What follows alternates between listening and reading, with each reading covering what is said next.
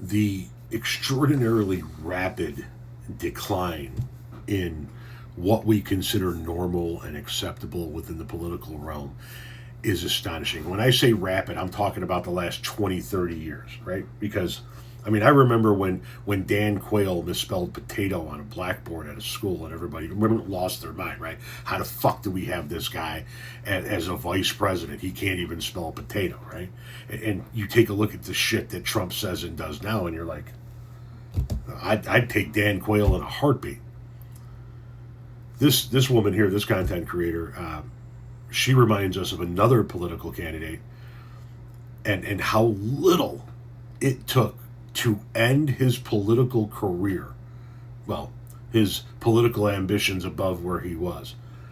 This is a guy who was knocking on the door of being the Democratic nominee. Check this out. This is how little it took to end it back in the day.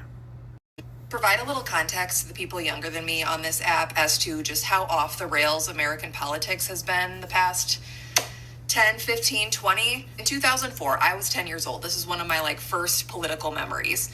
There was a guy who was this close to being the Democratic nominee for president. He was super beloved. People really liked him. He was on fire. His entire career ended because of one moment.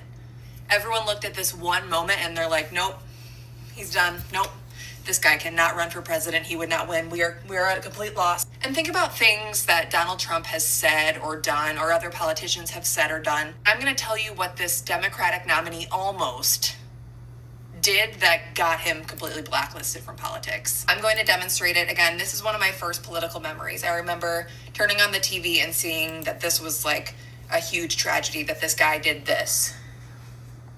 Yeah! No, she's not joking. She's not. I'm going to show you the video here in a moment. He was the front runner for the Democratic nomination. He was crushing it.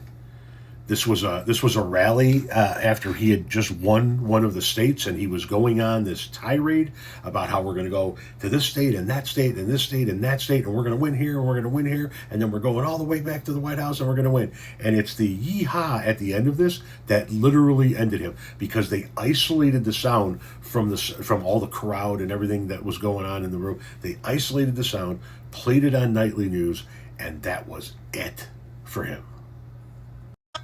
We're going to South Carolina and Oklahoma and Arizona and North Dakota and New Mexico. We're going to California and Texas and New York.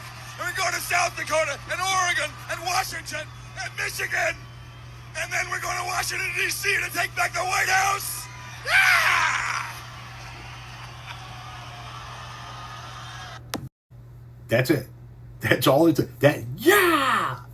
That ended his presidential ambitions. After that, he was unelectable in this country. Now we got a guy who thinks that we had airports in the Revolutionary War, can't spell the word coffee, capitalizes random words in his social media posts, and just the other day said that there were so many undocumented immigrants that came in under the Biden administration that we literally doubled the size of our population. None of that ends his political career. Yeehaw! Ended Dean Kane's political career. Don't ever tell me the parties are the same again.